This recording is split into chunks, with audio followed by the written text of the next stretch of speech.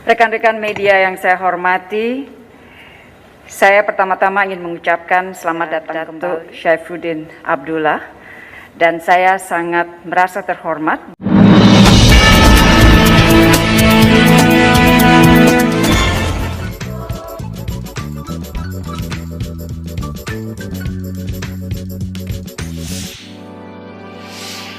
bahwa hari ini saya dapat kembali bertemu dengan sahabat lama, dan saya tentunya mengucapkan selamat atas terpilihnya kembali Datuk Syaifuddin sebagai Menteri Luar Negeri Malaysia. Dan saya yakin di bawah kepemimpinan Datuk Syaifuddin, hubungan bilateral kita akan semakin kuat dan Indonesia bersama dengan Malaysia akan terus dapat berkontribusi bagi stabilitas, perdamaian, dan kesejahteraan kawasan. Rekan-rekan media, Malaysia dan Indonesia adalah tetangga dekat dan mitra penting. Kita tidak memiliki pilihan kecuali untuk terus memelihara hubungan bilateral kedua negara untuk kepentingan rakyat kita. Kunjungan Menteri Luar Negeri Malaysia ini juga sangat penting untuk mempersiapkan rencana kunjungan Perdana Menteri Malaysia dalam waktu dekat. Dan siang hari ini setelah pertemuan ini, Datuk Syaifuddin juga akan melakukan kunjungan kehormatan kepada Presiden Republik Indonesia. Rekan-rekan media, dalam pertemuan bilateral yang kami lakukan dengan sangat terbuka dan bersahabat, beberapa isu yang saya sampaikan adalah: pertama, kolaborasi dalam penanggulangan pandemi. Kita bertukar pikiran mengenai situasi pandemi dan upaya masing-masing negara untuk mengatasi pandemi. Saya menyampaikan pengelolaan pandemi di tanah air yang mengalami kemajuan yang sangat signifikan dengan positivity rate sudah di bawah 1%. Kita juga bertukar pikiran mengenai program vaksinasi di kedua negara yang alhamdulillah telah melampaui target dari WHO. Kami sepakat bahwa semua vaksin yang telah mendapatkan AUL WHO harus diperlakukan sama dan tidak boleh ada diskriminasi. Untuk itu kita membahas pentingnya kedua negara membuat mutual recognition untuk vaksin certificate. Kita juga sepakat untuk melakukan pengaturan lab-lab yang dipergunakan untuk melakukan tes PCR guna mengurangi penyalahgunaan keterangan hasil tes dan mengurangi resiko penularan COVID. Di dalam pertemuan, saya menyampaikan apresiasi atas program vaksinasi yang diberikan Malaysia untuk warga negara asing termasuk warga negara Indonesia yang berada di Malaysia. Saya dan Datuk Syaifuddin juga membahas penguatan arsitektur ketahanan kesehatan di kawasan yang mampu menghadapi potensi pandemi ke depan. Kita sepakat bahwa agenda ini akan menjadi salah satu agenda penting dalam pembahasan KTT ASEAN pada akhir November ini. Isu kedua yang saya sampaikan selama pertemuan adalah pemulihan ekonomi pasca pandemi. Rekan-rekan, data yang kita miliki menunjukkan bahwa angka perdagangan kedua negara pada periode Januari-Agustus tahun ini mencapai 13 miliar US dollar. Jadi di tengah pandemi kita masih mampu untuk meningkatkan perdagangan bilateral sebesar 44% dibanding periode yang sama pada tahun 2020. Dan untuk menjaga momentum ini serta mendorong percepatan pemulihan ekonomi kedua negara, kita memandang pentingnya memfasilitasi mobilitas pelaku bisnis dengan aman. Untuk itu kita sepakat untuk mendorong kesepakatan travel corridor arrangement bagi pebisnis esensial kedua negara, dan ini akan kita bahas sebagai salah satu persiapan untuk kunjungan Perdana Menteri. Kerangka kesepakatan ini tentunya akan melengkapi implementasi dari ASEAN Travel Corridor Arrangement Framework yang akan segera dijalankan. Isu ketiga yang saya sampaikan adalah mengenai pelindungan warga negara Indonesia di Malaysia. Rekan-rekan, isu pelindungan WNI ini selalu menjadi salah satu isu utama yang saya bahas dengan Menteri Luar Negeri Malaysia.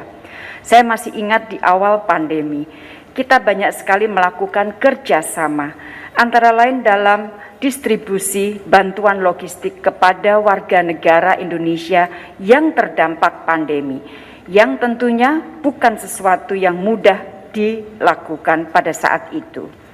Sebagaimana diketahui, sejauh ini atas kerjasama dengan pemerintah Indonesia dan masyarakat Indonesia di Malaysia, dan dengan diberikan fasilitasi dari otoritas di Malaysia, kita dapat mendistribusikan lebih dari 687.000 paket, baik berupa sembako maupun bantuan lainnya kepada masyarakat Indonesia yang tinggal di Malaysia. Dan untuk itu saya sampaikan apresiasi kepada pemerintah Malaysia atas kerjasama yang diberikan.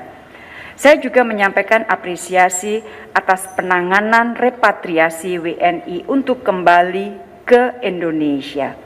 Saya meminta kepada Menlu Malaysia agar kerjasama dan kemudahan dapat diberikan dalam pelaksanaan program rekalibrasi dan deportasi dari pusat-pusat detensi imigrasi Malaysia dengan terus mempertimbangkan faktor kesehatan di tengah situasi pandemi. Mengenai pelindungan pekerja migran Indonesia, saya kembali menyampaikan mengenai pentingnya untuk segera diselesaikan MOU penempatan dan pelindungan pekerja domestik Indonesia di Malaysia. Saya juga kembali mendorong pentingnya mekanisme perekrutan One Channel System untuk meningkatkan pengawasan bersama dalam proses penempatan, memastikan akurasi data PMI sektor domestik di Malaysia dan mencegah potensi tindak pidana perdagangan orang. Terkait dengan perluasan akses pendidikan bagi anak-anak pekerja migran Indonesia di Malaysia, saya kembali menyampaikan permintaan dukungan untuk membuka Community Learning Center di kawasan non-ladang dan juga di Semenanjung. Indonesia juga mengharapkan kiranya sistem made online atau SMO dapat dihentikan karena akan menyulitkan pelindungan terhadap PMI dan dapat memperbesar kemudaratan. Isu keempat yang saya sampaikan adalah mengenai penyelesaian batas maritim kedua negara. Terkait dengan percepatan penyelesaian batas maritim kedua negara, kita menyambut baik bahwa tim teknis kedua negara saat ini pada tahap akhir untuk dapat menyelesaikan batas maritim untuk laut teritorial di segmen Selat Malaka bagian selatan dan Laut Sulawesi. Kami sepakat agar isu yang belum selesai agar dapat diselesaikan, dan Indonesia berharap akan dapat tercapai kemajuan yang signifikan dalam waktu yang dekat. Dan selain itu kita juga membahas upaya untuk menyelesaikan perundingan batas maritim kedua negara, tentunya sesuai dengan hukum internasional.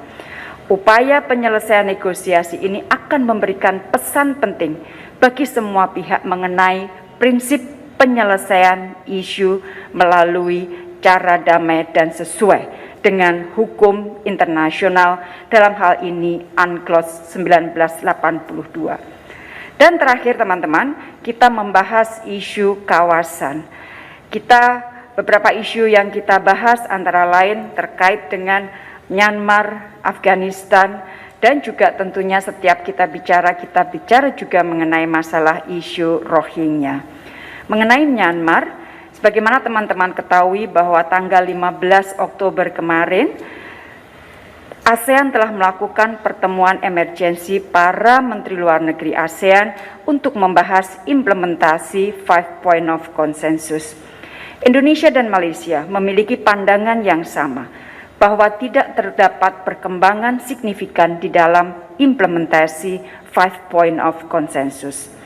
Upaya kita sebagai satu keluarga tidak mendapatkan respon yang baik dari militer Myanmar. Oleh karena itu, dengan pertimbangan menghormati prinsip non-interference dan pentingnya menghormati prinsip-prinsip lain di dalam charter, dalam piagam ASEAN, seperti demokrasi, good governance, penghormatan hak asasi manusia, dan pemerintahan yang konstitusional, serta guna memberikan ruang bagi Myanmar untuk mengembalikan demokrasi melalui proses politik yang inklusif, maka untuk KTT ASEAN mendatang, ASEAN hanya akan mengundang wakil pada level non-politis. Keputusan ini saya kira merupakan keputusan yang tepat.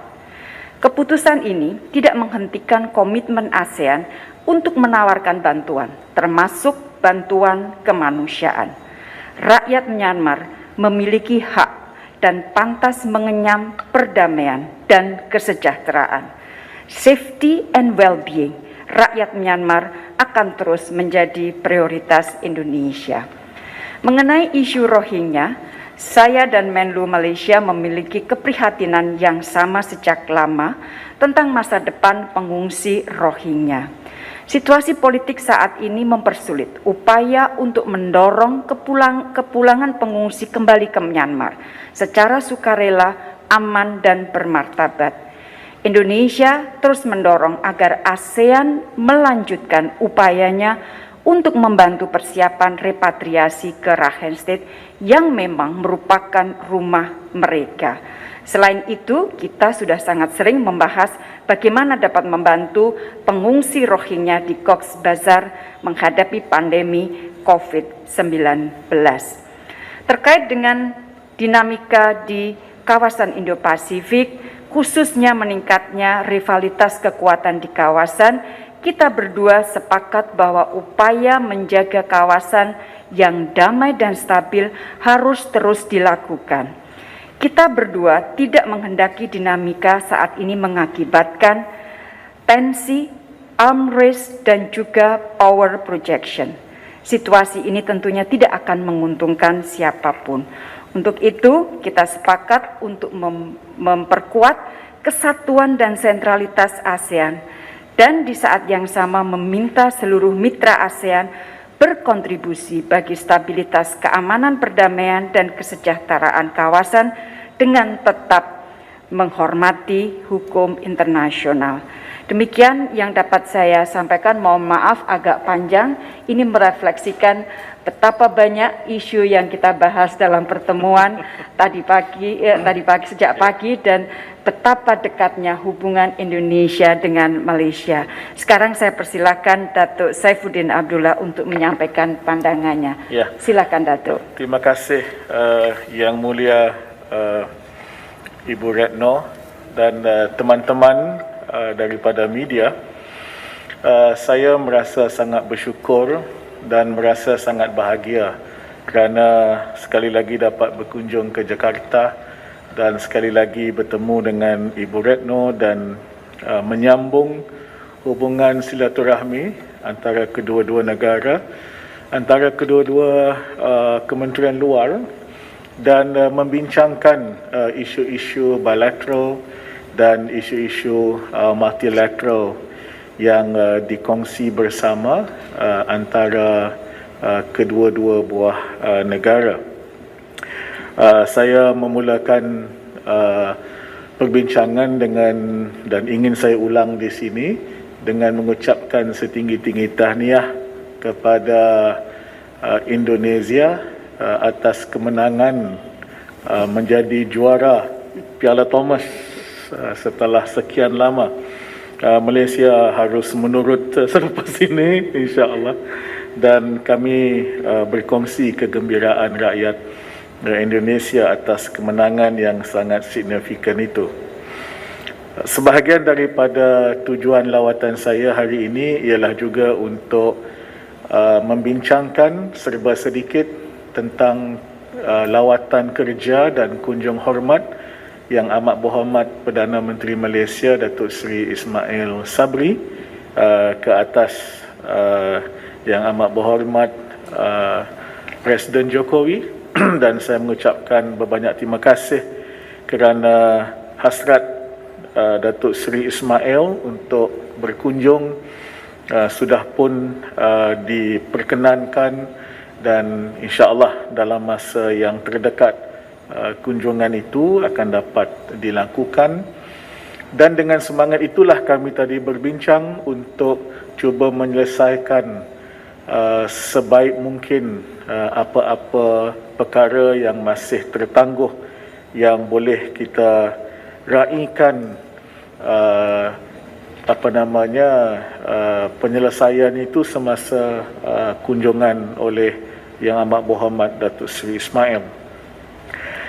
Saya tidak akan mengulang perkara-perkara yang disebutkan oleh Ibu Retno selain untuk reinforce sahaja persetujuan yang telah kami capai dalam 5 topik utama yang telah disebutkan oleh Ibu Retno tadi. Ini juga satu refleksi kepada persahabatan lama. In not so many words, we agree.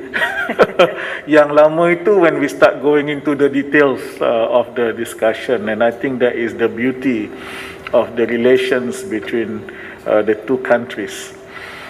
Kami sama-sama bersetuju bahawa kita harus secepat mungkin mendapatkan pengiktirafan bersama sijil vaksinasi COVID-19. Base-nya itu sudah ada. Kalau di Malaysia kita ada MySejahtera, kalau di Indonesia kita ada Peduli Lindungi. Apa yang perlu dilakukan ialah di peringkat pegawai, di peringkat kedua-dua pihak untuk duduk semeja dan berbincang bagaimana sistem itu ataupun dengan dibantu oleh sistem itu kita boleh mempercepatkan pengiktirafan bersama. Ini penting kerana kita ingin membuka kembali kerjasama ekonomi antara kedua-dua negara. Kita tahu bahawa apabila kita membuka sempadan dan menggalakkan rakyat Malaysia dan Indonesia saling berkunjung dan saling bekerjasama seperti yang pernah dilakukan sebelum ini, memerlukan perancangan yang rapi. Kerana itu saya tadi mencadangkan mungkin kita ada beberapa fasa.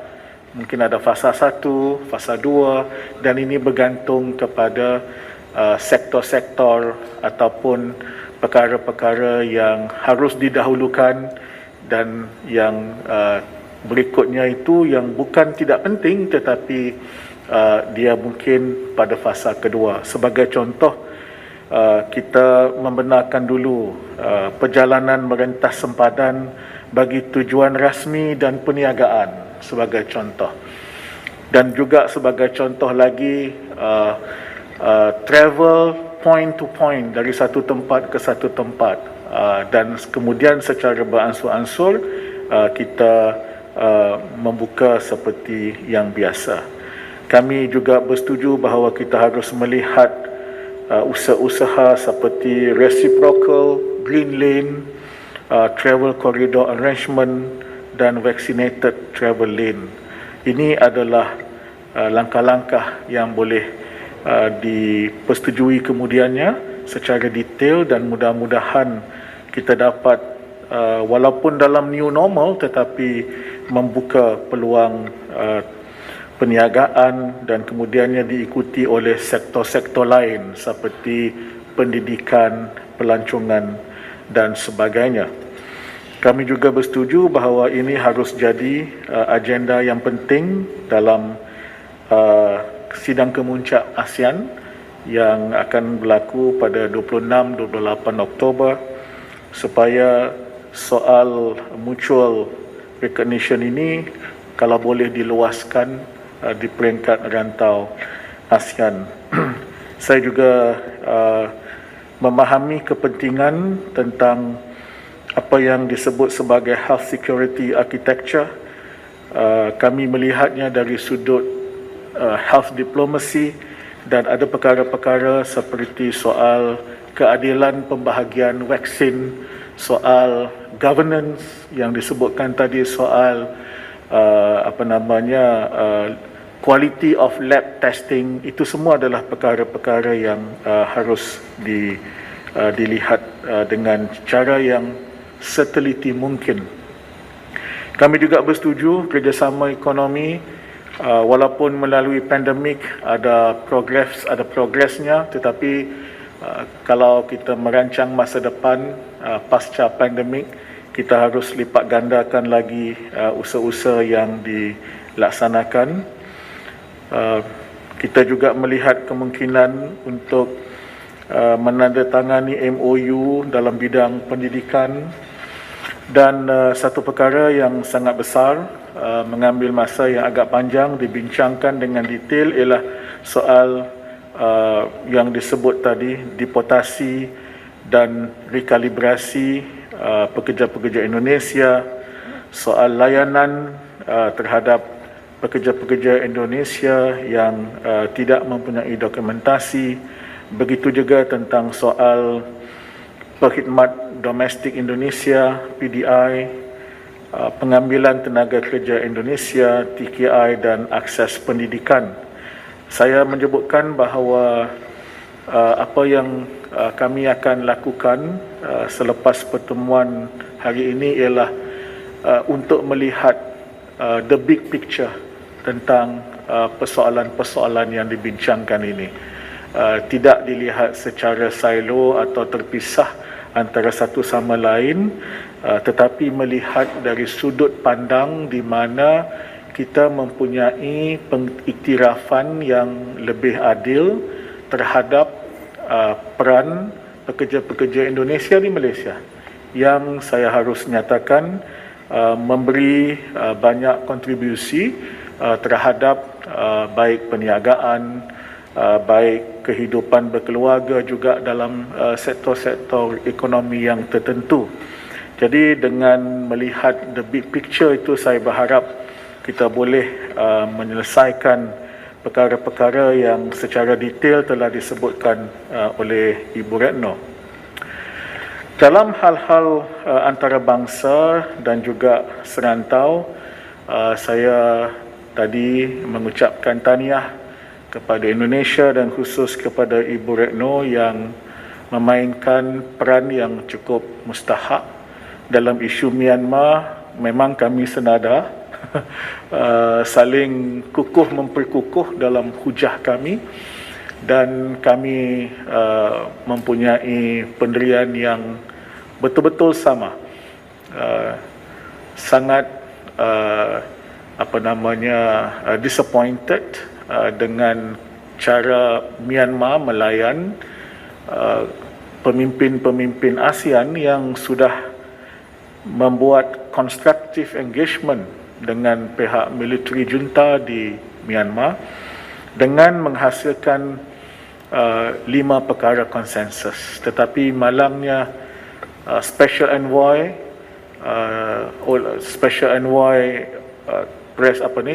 pengerusi ASEAN tidak diberikan welcome yang sepatutnya untuk melawat Myanmar, yang membolehkan beliau memenuhi mandatnya sebagai Special Envoy atau utusan khas. Jadi dalam mesyuarat tergempar pada 15 hari bulan Oktober yang lalu, kami berdua di samping 1-2 negara yang lain sebagai anggota ASEAN agak vokal dalam pandangan kami, tetapi pada waktu yang sama kita tetap menjunjung piagam ASEAN dan tidak hanya melihat isu di Myanmar itu dari satu sudut, tetapi melihatnya daripada pelbagai sudut. Soal Afghanistan juga kami bincangkan tentang bagaimana kita boleh membantu dari segi pengupayaan wanita, dari segi pendidikan, dan juga dari segi bantuan kemanusiaan. Kami juga sepakat dan senada dalam isu serantau yang terbaru, iaitu apabila ada sebuah negara yang berdekatan dengan wilayah kita yang ingin membina kapal selam yang baru yang menggunakan tenaga nuklear, walaupun negara tersebut cuba menyatakan bahawa ini adalah kapal selam yang berkuasa nuklear tetapi tidak bersenjata nuklear, namun kami berdua dan kedua-dua kerajaan telah menyatakan kerisauan dan kegusaran kerana ini boleh menggamit kuasa yang lain untuk datang dengan lebih kerap di kawasan ASEAN dan di kawasan Laut Cina Selatan. Dan khusus tentang Laut Cina Selatan, kami juga membincangkan kepentingan kedua-dua buah negara dalam ehwal Laut Cina Selatan, baik di pihak Indonesia ada kepentingan ekonomi yang khusus, kami di Malaysia juga ada kepentingan ekonomi yang khusus, dan kami bersetuju bahawa kita harus selalu bertukar-tukar maklumat tentang apa yang sedang kita lakukan dan apa pula cabaran yang kita sama-sama hadapi. Terakhir, saya memohon kerjasama. Dari segi ini sebelum terakhir, ini yang maritime itu juga sebenarnya ada dua titik. Yang satu ialah titik paling selatan di Selat Melaka dan satu lagi ialah titik di laut wilayah bagi Laut Sulawesi. Kedua-dua ini penting bagi kedua-dua buah negara dan kami bersetuju kerana sebahagian itu sudah selesai, sebahagian lagi itu pun sebenarnya tinggal beberapa batu nautika saja yang belum selesai, dan kami bersetuju untuk disegerakan perbincangan lanjut tentang kedua-dua itu oleh pasukan teknis kedua-dua negara. Dan terakhir, saya menyatakan hasrat kami di Kementerian Luar di Malaysia untuk memperkasa isu diplomasi kebudayaan, sesuatu yang sudah lama dilakukan oleh Kementerian Luar Indonesia. Dan saya juga memberitahu bahawa sebenarnya tarikh hari ini 18 Oktober saya membentuk suatu tim yang khusus di Kementerian Luar Malaysia untuk melihat soal cultural diplomacy. Ia diketuai oleh Dr. Ahmad Idham, bekas CEO Finas di Finas ini film punya organisation, the government punya ini. Beliau sebelum ini CEO Finas, beliau seorang aktor, seorang pengarah, producer film, dan beliau akan dibantu oleh Datuk Seri Izlan, juga seorang aktor, seorang pengarah yang kebetulan yang saya lantik sebagai creative consultant yang ada bersama dalam mesyuarat tadi. Dan kami bersetuju supaya di peringkat pegawai kita berkongsi kerana sebelum ini memang sudah ada beberapa aktiviti yang berbentuk cultural diplomasi, baik di peringkat dua buah negara antara Malaysia dan Indonesia, tapi juga di peringkat antarabangsa seperti di UNESCO dan sebagainya. Dan kami bersetuju kita harus revisit dan perkayakan lagi cultural diplomasi antara kita berdua, kerana kita ini satu rumpun, banyak perkongsian peradaban di antara kedua buah negara, di antara rakyat kita, dan kita harus optimize kedudukan ini untuk kepentingan bersama. Jadi alhamdulillah, saya sangat bahagia sekali lagi kerana berkunjung ke sini dan diterima as always dengan begitu baik sekali oleh my sister Ibu Retno. Terima kasih. Assalamualaikum. Salam. Terima kasih Datuk. Terima kasih teman-teman. Sehat selalu. Yeah. Alright.